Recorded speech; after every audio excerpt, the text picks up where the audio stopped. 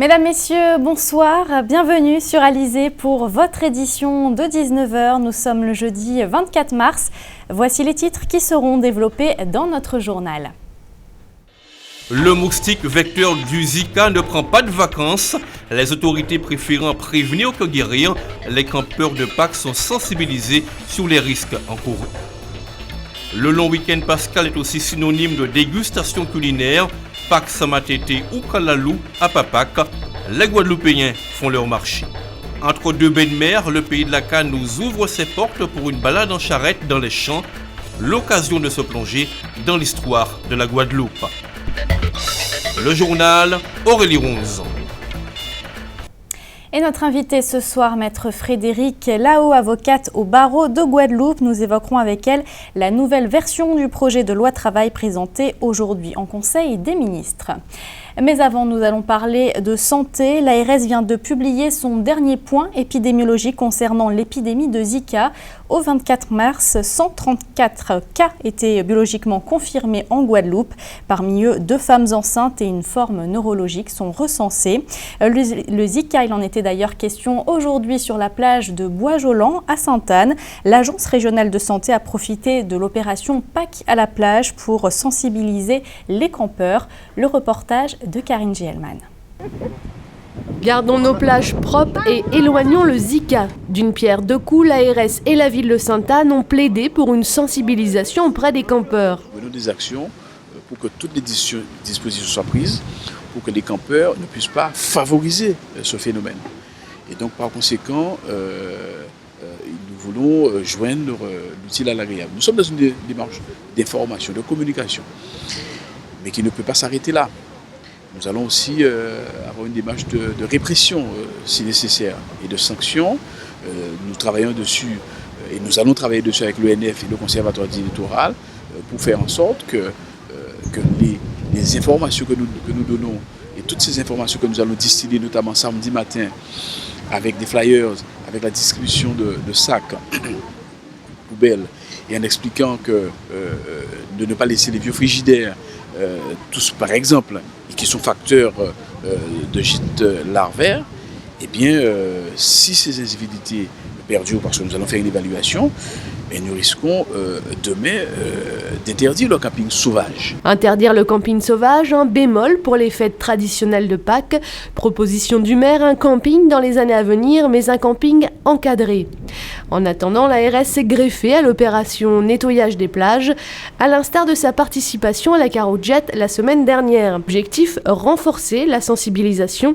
La Guadeloupe est moins touchée que ses voisins, une donnée qu'il faut entretenir. En tout cas, on espère que les campagnes, que les traitements par nos équipes de lutte antivectorielle, avec les pompiers, avec des communes qui mobilisent des équipes, puisque par exemple pour Sainte-Anne, le maire nous a présenté son équipe de 5 agents de prévention, que tout ça forcément a un effet.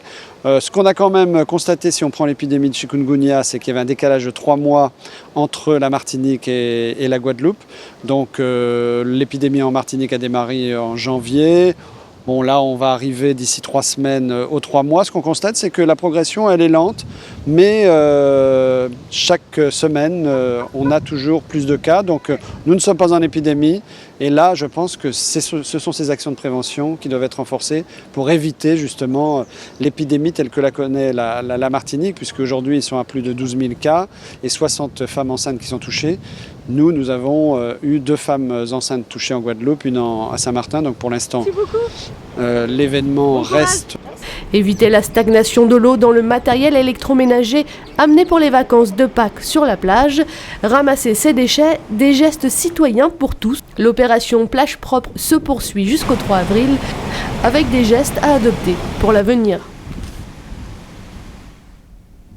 Et on va continuer à parler de Pâques puisque vous allez certainement en profiter pour déguster ce week-end les traditionnels matété et kalalou. Anne-Elisabeth Artsen a justement fait un détour ce matin à Pointe-à-Pitre, son reportage. Moment de convivialité, Pâques est aussi l'occasion de déguster le fameux matété de crabe et le non moins incontournable kalalou. Une tradition pour ce week-end pascal bien de chez nous depuis Nani Nanan. Depuis les vêtements, quoi faire. Ma tété à crabe, viande salée. Et quoi au Timoui, au Maurice Salé, quoi Bitain, quoi Chikaya Moui, avait matité à Kabao. Et avec Alalou, avec Domboui, et avait viande salée. Les 2 paquets là de Kalalou, on est à 4 seulement. Mais tu vois, j'ai pris 2 sachets.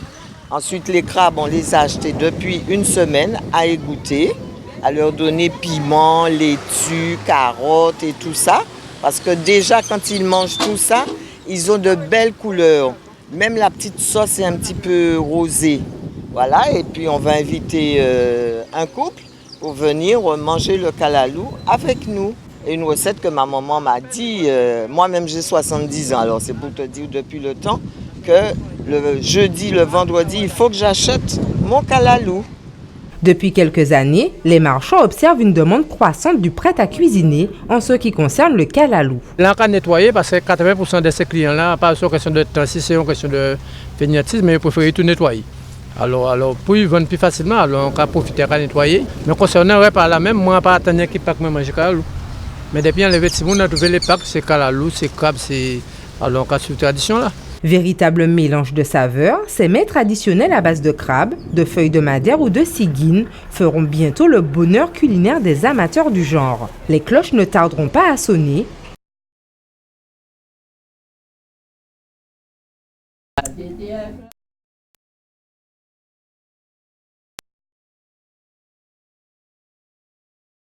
Sachez que les bureaux de la préfecture et de la sous-préfecture seront fermés demain et lundi. Les services rouvriront au public mardi aux horaires habituels. C'est aujourd'hui que la nouvelle version du projet de loi travail était présentée en Conseil des ministres. Sous la pression syndicale, le gouvernement avait dû revoir sa copie. Le texte a donc été remanié. Jacques Damprom nous en dit plus sur les changements significatifs par rapport au projet de loi initial. Et on en parle juste après avec notre invité.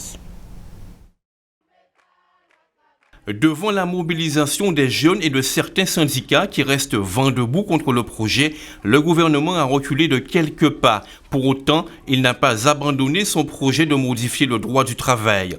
Ce qui change, c'est d'abord le barème des indemnités prud'homales en cas de licenciement abusif qui devient indicatif. Sauf que les plafonds des indemnités restent maintenus entre 3 et 15 mois selon l'ancienneté du salarié. Pour calmer les jeunes, le gouvernement va augmenter la garantie accordée à ceux d'entre eux qui sont privés d'emploi et de formation. Sur la question du licenciement économique, l'équipe Valls n'a rien changé de significatif. Dans l'ensemble, la nouvelle mouture du texte ne plaît pas aux syndicats les plus remontés, ni d'ailleurs au patronat, contrairement à la première version du texte. Là, il a fait nous quoi que mettez en barème pour les jugements prud'hommes à titre indicatif, c'est un recul. Non, du tout. Les faits qu'il y a dans la loi là, à titre indicatif, et qui est appliqué au prud'homme, considéré que c'est un bulletin obligatoire. Là, il y a dit nous comme ça que les critères du licenciement économique, et il y a maintenir et il y a juge là le pouvoir d'enquête. Jodi là, les magistrats qui ont coulé sur les dossiers, il y a dit qu'il n'y a pas ni effectif, il n'y a pas ni expertise, et il y a péqué à y faire pont enquête. Quant aux droits sociaux que les actifs pourront conserver tout au long de leur vie professionnelle, ils sont maintenus. C'est d'ailleurs l'une des rares satisfactions du texte aux yeux des représentants de salariés. Maître Frédéric Lao, bonsoir. Bonsoir. Vous êtes avocate au barreau de Guadeloupe. Alors on a vu les multiples oppositions à ce projet de loi. Il y a encore eu d'ailleurs des manifestations aujourd'hui en France. Finalement, est-ce que cette réforme était-elle nécessaire ? Alors tous les acteurs s'accordent à dire qu'une réforme du Code du travail et une simplification du droit du travail est aujourd'hui nécessaire. Ensuite, la question c'est quelle réforme ? La difficulté et les oppositions qui ont émergé suite à ce projet de loi émanent du fait que le principe même de départ de ce projet de loi, c'est qu'il faudrait flexibiliser le marché du travail pour permettre plus d'embauches. C'est là que toutes les crispations, c'est de là que toutes les crispations viennent en réalité. Alors ce projet de loi effectivement, et ça a été évoqué tout à l'heure dans votre reportage, prévoit non pas un barème impératif, comme c'était initialement prévu, mais un barème qui serait indicatif. Donc la pratique, ensuite, des juges prud'homaux nous dira si oui ou non ils s'estiment tenus par ce barème. Alors, il y a eu donc, le gouvernement a dû revoir sa copie, comme je le disais. Est-ce que finalement le texte n'a pas été un petit peu vidé de sa substance? Alors, en réalité, ce point précis d'accroche est effectivement, à mon sens, un peu vidé de sa substance, dans la mesure où ce barème devient indicatif et où les juges prud'homaux vont continuer à bénéficier de leur pouvoir d'appréciation, comme c'est aujourd'hui le cas. Puisqu'aujourd'hui, un salarié qui a plus de 2 ans d'ancienneté dans une entreprise de plus de 11 salariés a au minimum 6 mois de salaire à titre de dommages et intérêts si son licenciement n'est pas considéré comme valable. Demain, c'est ce même quantum qui est prévu, mais effectivement, ce n'est pas un minimum. La loi a entendu fixer en quelque sorte des plafonds, donc des maximums. C'est bien là la difficulté.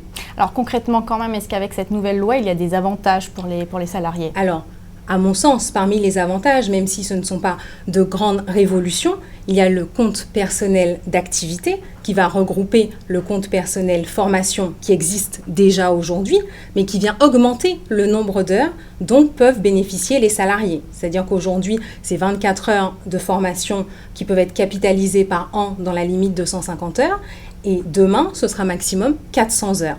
Donc effectivement, de ce point de vue-là, ça peut être une avancée. Ensuite, pour nos territoires, et là c'est très important, sur la garantie jeune, il y a effectivement une avancée, une nouveauté même, qui serait de faire bénéficier aux jeunes sans emploi, sortis du système scolaire et qui n'ont pas de formation, d'un accompagnement renforcé pour leur permettre d'aller vers leur première expérience professionnelle. Une dernière question par rapport à la durée du travail, puisqu'elle serait allongée. Ça a beaucoup fait grincer les dents des syndicats. En fait, il en est quoi concrètement? Alors effectivement, sur la durée du travail, c'est ce qui fait grincer des dents et on est encore en attente de précision du gouvernement. Et le point principal d'accroche des syndicats sur cette thématique, c'est qu'effectivement, aujourd'hui, il faut l'accord de la majorité des syndicats dans l'entreprise pour pouvoir modifier l'organisation du temps de travail. Demain, s'ils ne sont pas d'accord, on pourrait passer par la voie du référendum des salariés dans l'entreprise. Parce qu'on rappelle, le projet de loi prévoit 12 heures au lieu de 10 heures. Au lieu de 10 actuellement. C'est la difficulté. Merci, Maître Frédéric Lahaut, en tout cas, d'avoir apporté votre éclairage sur notre plateau ce soir. Le Rotary Club de Pointe-à-Pitre, de son côté, a inauguré en début d'après-midi une urne à l'aéroport Paul-Caraïbe. Le but, récolter des dons en faveur des personnes à mobilité réduite. Je vous propose justement d'écouter les précisions de Maurice Saad, c'est le président du Rotary Club de Pointe-à-Pitre. Il était notre invité ce midi. Cette urne a pour vocation de récolter des dons qui vont être affectés à toute action pouvant améliorer l'insertion des personnes à mobilité réduite. Nous sommes adossés à d'autres associations qui s'occupent des personnes à mobilité réduite et notamment nous leur apportons notre expertise au Rotary Club, nous leur apportons aussi nos moyens, notre réseau pour pouvoir leur donner ce dont ils ont besoin. Alors pourquoi avoir choisi l'aéroport Paul-Caraïbe pour installer... Parce que dans tous les aéroports du monde, on peut voir comme ça des grands organismes internationaux qui ont leur urne de collecte et pourquoi pas nous et pourquoi pas le Rotary Club au service des personnes à mobilité réduite. C'est une cause justement qui vous tient particulièrement à cœur. Quand je dis vous, c'est le Rotary Club de Oui, absolument. Le Rotary est là pour œuvrer, pour servir les concitoyens et donc nous identifions certains besoins dans notre société et nous essayons d'y apporter un remède ou une solution. Donc le handicap, c'est aussi notre vocation d'aider les associations qui tous les jours permettent aux personnes à mobilité réduite d'être mieux insérées et notamment les personnes qui s'occupent des jeunes enfants, des sportifs pour leur apporter un support technique et des accessoires pour leur permettre la pratique du sport en tant que personne à mobilité réduite. En bref, la suite de l'affaire dite Air Cocaïne. Les 2 pilotes qui avaient fui, on le rappelle, la République dominicaine en octobre dernier ont été remis en liberté sous contrôle judiciaire aujourd'hui. Ils devront désormais remettre leur passeport aux autorités judiciaires et pointer une fois par semaine à la gendarmerie la plus proche de leur domicile. On rappelle qu'ils avaient été condamnés à 20 ans de prison en République dominicaine où ils ont été reconnus coupables d'avoir tenté de convoyer 700 kilos de cocaïne à destination de l'aéroport de Saint-Tropez. Direction justement notre grande région de la Caraïbe. Après Cuba, le président américain Barack Obama s'est rendu en Argentine. Il faut savoir d'ailleurs qu'aujourd'hui, jeudi 24 mars, correspond au 40e anniversaire du coup d'État en Argentine. Vous verrez également dans cette Minute Caraïbe pourquoi Miss Univers Porto Rico a été destituée. 11 ans après la dernière visite de président américain, qui s'était d'ailleurs plutôt mal passée, Barack Obama a foulé le sol argentin. Venu vanter les mérites d'une zone de libre-échange des Amériques en son temps, George Bush avait été rabroué par ses homologues vénézuéliens Hugo Chavez et argentin Néstor Kirchner sur le mode « Merci et au revoir, gardez vos politiques qui n'apportent que misère et pauvreté ». Depuis, les deux présidents de la gauche radicale sont morts et l'Argentine a viré au centre droit. Au pouvoir depuis 100 jours, Mauricio Macri, l'ex-maire de Buenos Aires, renoue avec les politiques libérales. Une normalisation qui tient du bon exemple de changement a vanté Barack Obama. Le président américain s'est dit impressionné par la rapidité de réformes destinées à créer une croissance économique plus durable, plus soutenable et plus inclusive. De quoi, selon lui, reconnecter l'Argentine dans l'économie globale. Une reconnexion dans laquelle les États-Unis entendent bien sûr prendre leur part après 8 décennies d'effondrement des échanges commerciaux entre les deux pays. Barack Obama devait-il venir en Argentine un 24 mars, 40e anniversaire du coup d'État de 1976 ? Pour le prix Nobel de la paix, Adolfo Pérez Esquivel, la réponse est non. Selon lui, le 24 mars, c'est la mémoire d'un peuple et ce peuple ne doit pas subir des interférences, même de la part de chefs d'État et surtout s'il s'agit du président des États-Unis, un pays qui a été responsable des dictatures en Amérique latine.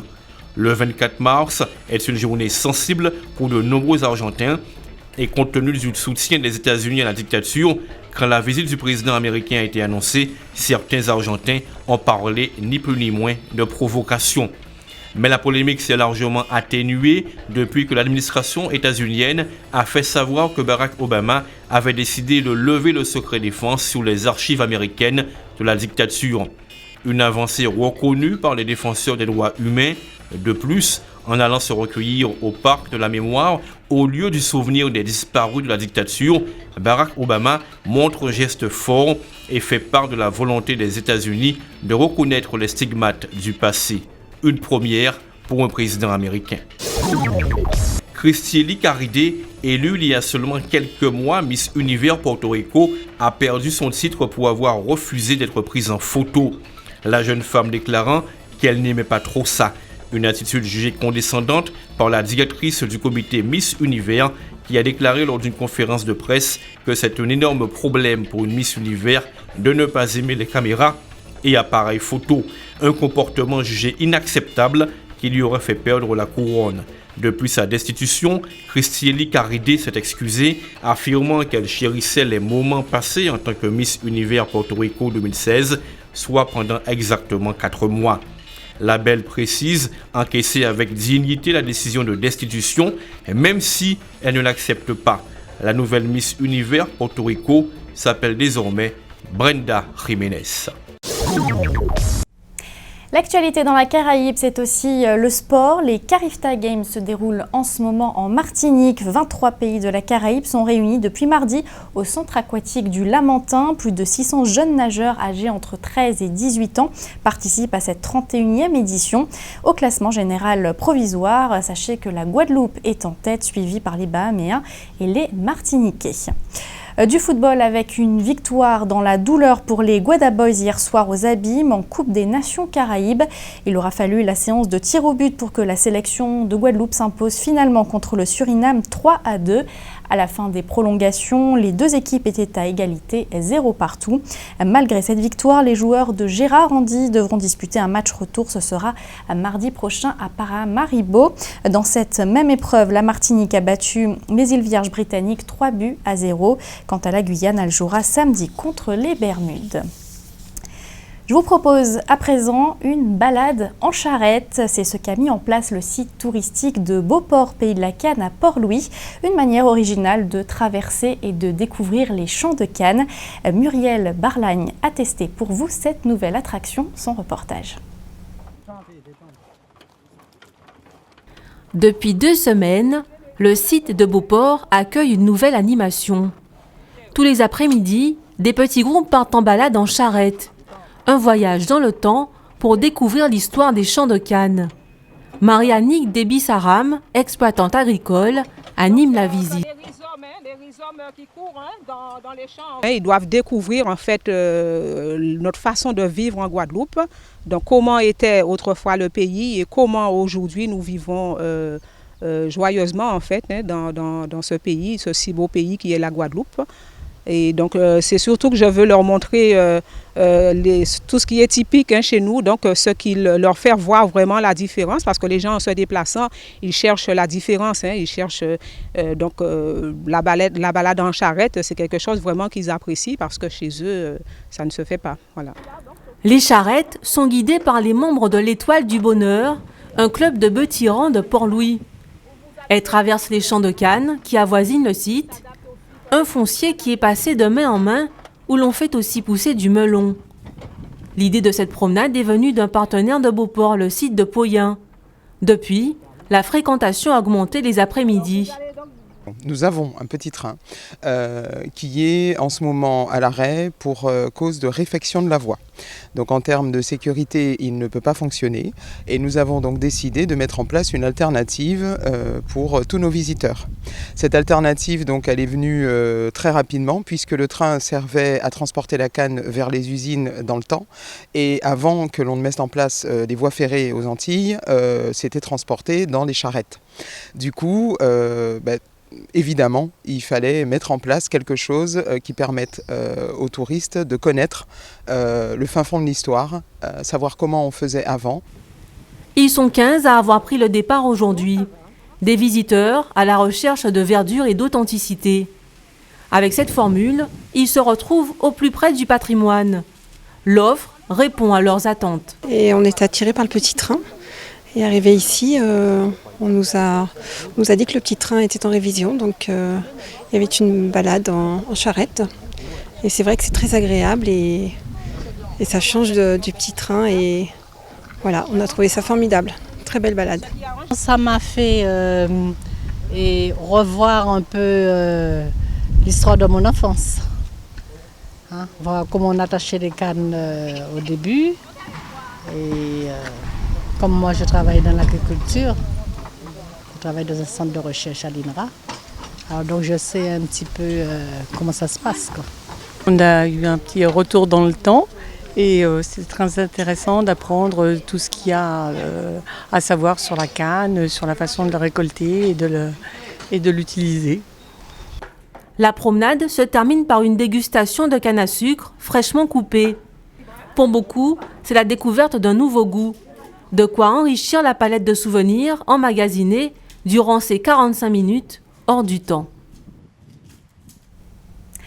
Avant de se quitter, le temps qu'il fera demain matin en Guadeloupe, des averses sont attendues sur quasiment l'ensemble du département. Seule la Côte-sous-le-Vent devrait être épargnée. Les températures afficheront dans la matinée entre 25 et 27 degrés. C'était le journal d'Alizé. Merci de votre fidélité. Dans quelques instants, votre rubrique sportive Minute Sport suivie du journal de TF1. Votre soirée sur Alizé, un téléfilm pour l'amour de grâce. Quant à moi, je vous donne rendez-vous demain à 12h30 pour toute l'actualité locale et régionale. Excellente soirée sur Alizé.